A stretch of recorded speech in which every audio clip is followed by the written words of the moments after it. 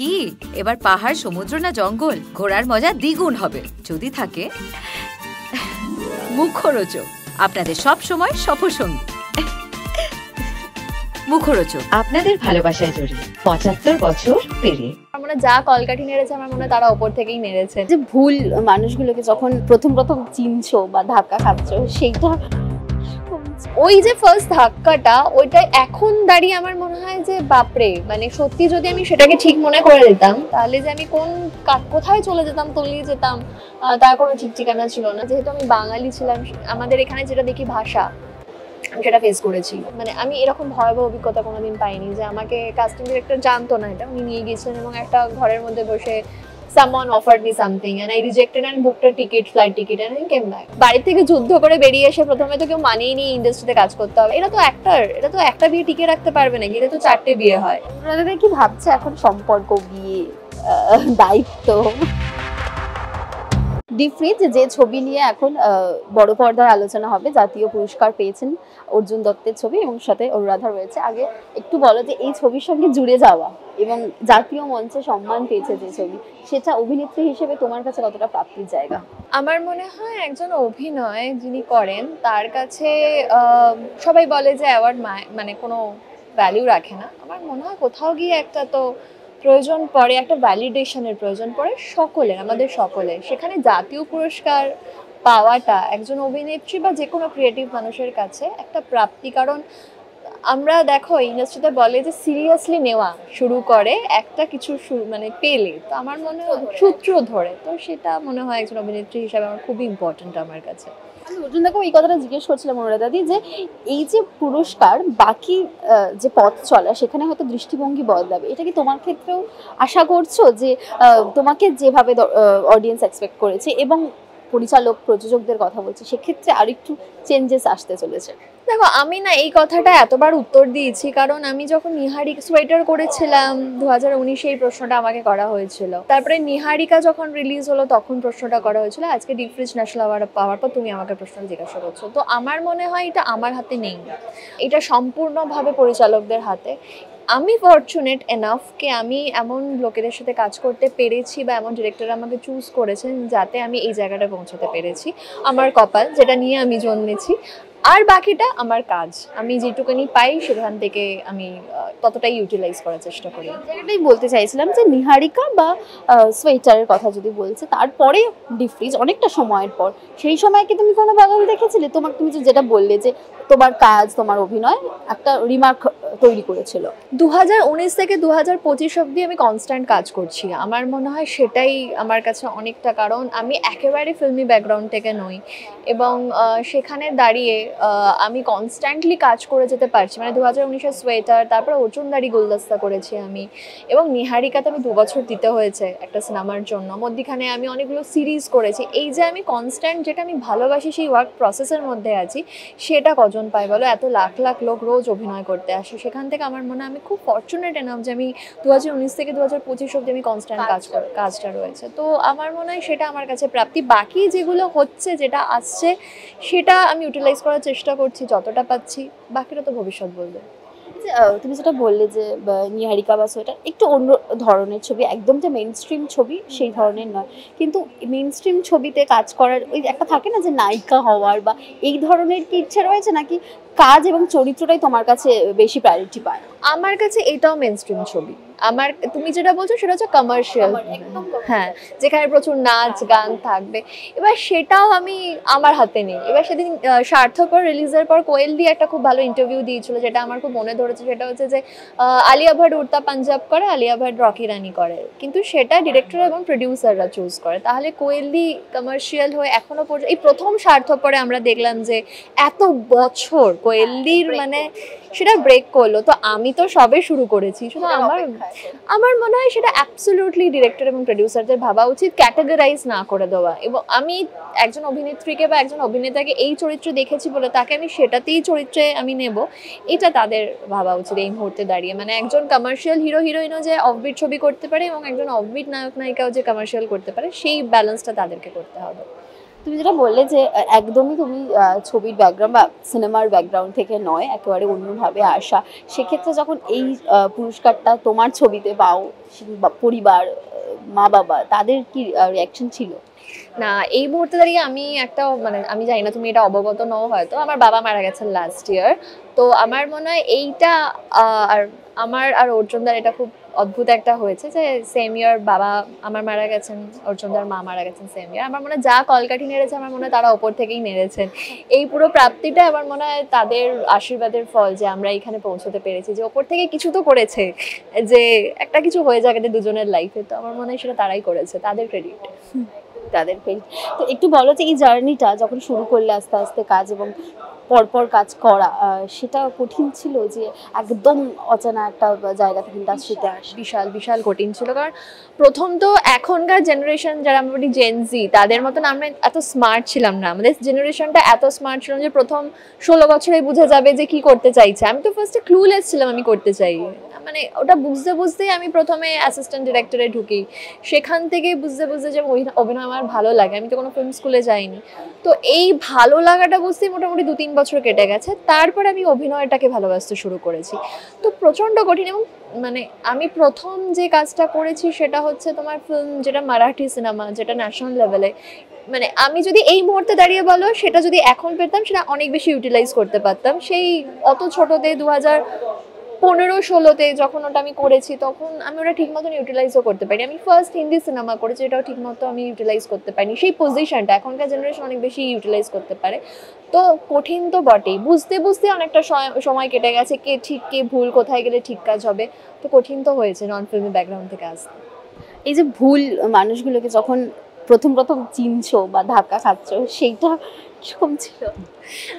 প্রথমে মানুষ ভুলেই যায় জানো তো, মানে এটা আমি যাদের ধরো তথাকথিত কোনো কেউ বলে দেয় না যে কেউ আছে যে ভাই ওইদিকে যাস না বা ওই দিকটা ভুল, ওইখান থেকে ওই যে ফার্স্ট ধাক্কাটা, ওইটা এখন দাঁড়িয়ে আমার মনে হয় যে বাপরে, মানে সত্যি যদি আমি সেটাকে ঠিক মনে করে দিতাম তাহলে যে আমি কোথায় চলে যেতাম, তলিয়ে যেতাম, তার কোনো ঠিক ঠিকানা ছিল না। এইটা না একেবারে এই ক্রেডিট আমি নিজেকে দেবো। আমার সেই মুহূর্তে দাঁড়িয়ে প্রেজেন্স অফ মাইন্ড যেটা বলেছে সেইটা আমি ডিসিশনটা নিতে পেরেছি বলেই হয়তো আজকে তোমার সাথে বসে এই কথাগুলো বলতে পারছি, না হলে হয়তো বলতে পারতাম না। কোথায় থাকতাম, কি করতাম জানি না। একটু বলবে যে কি এমন ঘটনার সম্মুখীন হয়েছিল? ধরো আমি বম্বেতে যখন প্রথম গেছি, আমি তো ফার্স্ট সিনেমাটা মারাঠি করেছি।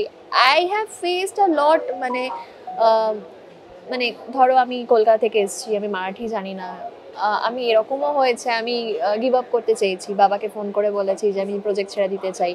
তো ওই মুহূর্তে মনে হয় যারা ছিলেন তারা, যেহেতু আমি বাঙালি ছিলাম, আমাদের এখানে যেটা দেখি ভাষা, সেটা ফেস করেছি। যেহেতু আমি মারাঠি ছিলাম না এবং সবাই ছিলেন না, কিন্তু অনেক ক্ষেত্রে আমি এটা ফিল করেছি, যারা মনে হচ্ছে আই এম নট মানে পার্ট অফ দ্যাট ক্রু, মানে ওয়েলকামিং যে ব্যাপারটা থাকে, যেটা ধরো এখানে কাজ করতে গেলে বা হিন্দিতে কাজ করতে গেলে ফিল করি, সেটা আমি ফিল করিনি। এটা একটা অদ্ভুত সিচুয়েশনের মধ্যে দিয়ে গেছি এবং সেখানে যখন একদম নতুন ছিলাম, সেখানে এটা হয়, এটা যদি কেউ বলে হয় না, একটা ইউটিলাইজ করার ব্যাপার থাকে, যেহেতু কিছু বোঝে না একে ডেকে কিছু করা যায় কিনা। আমি কলস পেয়েছি, আমি মেসেজেস পেয়েছি, সেটা ঠিক নয়। মানে সেখানে আমার বন্ধু বান্ধব হয়েছিল প্রজেক্টটা করার সময়, আমার যারা কো অ্যাক্টর ছিল তারা বম্বে থেকেই ছিল, তারা আমাকে অনেকটা হেল্প করেছে, আমার ফ্ল্যাটমেটসটা অনেক হেল্প করেছে বুঝতে, কারণ তারা তার আগের থেকে ওখানে ছিল। তো হয়। এবং আমি যখন একটা সাউথ ফিল্ম করতে গিয়েছিলাম, সেখানে আমার মানে আমি এরকম ভয়াবহ অভিজ্ঞতা কোনোদিন পাইনি যে আমাকে কাস্টিং ডিরেক্টর জানতো না, এটা উনি নিয়ে গিয়েছিলেন এবং একটা ঘরের মধ্যে বসে someone offered me something and I rejected and booked a ticket, flight ticket and I came back. তো এই অভিজ্ঞতাগুলো তো আমার হয়েছে। তো এটা যে হয় না যে বলে, সেটা আমি আমার মনে হয় সে মিথ্যা কথা বলে। সবার লাইফে এরকম আপস এন্ড ডাউনস যায়, হয়েছে। এই যে এরকম একটা অভিজ্ঞতা থেকে বেরিয়ে আসা এবং আবার ফিরে যাওয়া, কাজ করা, একটা মেন্টাল প্রবলেম তো হয় যে একটা মানে ঘরভর্তি মানুষ, সেখানে তোমার খারাপ প্রস্তাব দিচ্ছে এবং তুমি বেরিয়ে আসছো। স্ট্রং কিভাবে ছিলে সেই সময়? আমার মনে উইল পাওয়ার, আর এটা আমার আপব্রিঙ্গিং, এই ক্রেডিটটা আমি আমার মা বাবাকে দেবো। কারণ আমাকে এতটাই ওরা স্ট্রং বানিয়েছে যে আমি, কারণ আমি তো বম্বেতে 5 বছর ছিলাম, আমার বম্বে একা থাকাটা আমার মনে হয় অনেকটা কাজে লেগেছে বড় হওয়ার ক্ষেত্রে। কারণ আমি একদম মানে আর্লি এজে গিয়েছিলাম বম্বেতে, এবং সেখানে আমি জীবনে প্রথমবার একা থেকেছি। আমি রান্না করতে পারতাম না, আমি কারণ বাড়িতে শিখিনি। ওখানে গিয়ে রান্না করা এবং ফ্ল্যাটমেটসদের সাথে থাকা, এবং তার মধ্যে এই পুরো জিনিসটা মানে সহ্য করে পুরো ঘটে যাওয়া। তো বম্বে আমাকে অনেকটা বড় করেছে। যদি বলো যে কি শিক্ষা নিয়েছি, মানে তাহলে বলবো যে হ্যাঁ, একটা তো তোমাকে একটা টাইমের জন্য না একটা সেকেন্ড একটু পিছিয়ে আসতে হয় এইরকম জিনিস ফেস করে, এবং ভাবতে হয় যে তুমি কি চাও। তো ওই টাইমটুকু নিজেকে দিয়েছি যে পেছনে এসে আবার রিবিল্ড করে আবার স্ট্রং হয়ে আবার এগিয়ে যাওয়া, এইটুকুনি সময় নিজেকে সবাইকে দিতে হয়। হাল ছেড়ে দেবো এরকম কোনোদিন মনে হয়েছে যে পারছি না? আমি হাল ছেড়ে দেওয়ার মেয়েই না। আমি সোজা যাব, যেটা চাই আমি সেটা, এই জেদটা আছে, সেটা তো মানে বাড়ি থেকে যুদ্ধ করে বেরিয়ে এসে প্রথমে তো কেউ মানেই নি ইন্ডাস্ট্রিতে কাজ করতে হবে, তারপরে এখন কাজ করছি, এখন দেয়া হ্যাপি, বাড়ির লোকজন দিদি বলো, জ্যাঠারা বলো, কাকারা বলো। সো এই জায়গাটা যখন করতে পেরেছি, বাকিটা তো করে নেবো। যেটা বললে যে বাড়ি থেকে বেরিয়ে আসা, একা বেরিয়ে আসা এবং মা বাবা পরিবারের এগেনস্টে চলে যাওয়াটা, সেটা তো একটা মানে ব্যাপার হয় যে একটু চাপ, একটু মনের দিকেও ভীষণ চাপ হয়। মানে যখন এই ডিসিশনটা নিয়েছিলে সেই জায়গাটা একটু বলো যে এই যে বেরিয়ে এলে। আমাকে যদি জিজ্ঞাসা করো যে এখন পারবো কিনা, এখন হয়তো আমি পারতাম না। সেটা খুব ছোট ছিলাম, এবং তখন একটা নিজেকে না প্রুভ করার ব্যাপার ছিল যে আমার বাড়িতে সবাই বলতো সরকারি চাকরি না করলে জীবন কাটবে না। তো আমার ওই জেদটা ছিল যে সরকারি চাকরির বাইরে আমি যেটা চাই আমি করতে চাই, ওটা তোমরা দেখো, একটা সার্টেন টাইম দাও, যদি না হয় তখন দেখা যাবে। কিন্তু এই জেদটা যদি আমাকে ফুলফিল করতে না দিত, তাহলে তো হয়তো মানে আমার কিছু জন, মানে আমার বাবা আমার খুব সাপোর্টিভ ছিলেন, আমার মা ছিলেন না, আমার মা খুব ভয় ছিলেন যে একটাই মেয়ে। মানে আমি সল্টলেকে প্রথমে থাকতে আরম্ভ করেছিলাম, যেহেতু বাড়ি থেকে যাতায়াত করতে খুব অসুবিধা হতো, ভাড়া নিয়ে থাকতাম, শনি রোববার শুক্র শনিবার বাড়ি যেতাম। তো এই যে মেয়ের থেকে দূরে থাকাটা, এটাও তারা কোনোদিন ফেস করেনি। তো আমি তাদেরকেও সম্পূর্ণভাবে ব্লেম করবো না, এটা কোথা থেকে আমার মনে হয় মেয়ের প্রতি প্রোটেকশন এবং ভালোবাসা থেকে আসে, চিন্তা থেকে আসে। তো ওই জেদের বশেই হয়েছে, এবং ঠিক আছে, চলছে এখনো। যখন ভাড়া নিয়ে থাকতে শুরু করলে একটা ফিনান্সিয়াল দিক তো থাকে সব সময়, সেই জায়গাটায় সাপোর্ট পেয়েছিলে? আমি তখন অ্যাসিস্ট করি, আমি তখন মান্থলি একটা টাকা পেতাম, এবং আর একটা অবভিয়াসলি মানে আমি চলে আসলো মানে তো বাবা মামা হাত তুলে দিল সেটা তো নয়, যে খোঁজ নিত বা কি দরকার না দরকার, সেটা তো ছিল, সেই সাপোর্টটা ছিল একটা ইনিশিয়াল স্টেজে। তারপর আমি নিইনি কোনো টাকা। তো একটু ডিপ ফ্রিজের প্রসঙ্গে আসি, আবিরদার সঙ্গে কাজ করা, এবং যেটা আমরা গল্পেও দেখছিলাম যে বলা যায় যে আবিরদা দ্বিতীয়বার জীবনকে সুযোগ দিচ্ছে, মানে গল্পের যে চরিত্রটা যেটা প্লে করছে আবিরদা, সেখানে একটা মানুষকে এক্সপেক্ট করে না বা তাকে কাছের করা, তাকে বিয়ে করার, মানে যার একটা সন্তান রয়েছে, আমি যদি তোমাকে জিজ্ঞেস করি তুমি এই ব্যাপারটা কিভাবে দেখো, যে ঠিক ভুল জাজমেন্টটা তাহলে তো আমরা সবসময় হয়ে যাই। আমি না খুব একটা জাজমেন্টাল নই, অ্যাজ আ পার্সন অলসো আমি খুব একটা জাজমেন্টাল নই। কারণ দেখো তোমার লাইফে কি চলছে, ক্যামেরার ওদিকেও যে বসে আছে ওর লাইফে কি চলছে, আমার লাইফে কি চলছে, আমরা না ঠিক আধ ঘন্টায় বা 1 ঘন্টায় বুঝতে পারবে না। একজন কাউকে দেখলাম এবং বললাম আরে গসিপ করার জন্য ঠিক আছে, ধরো তুমি টাইম পাস করতে চাও ঠিক আছে, কিন্তু জাজমেন্টাল হয়েও না।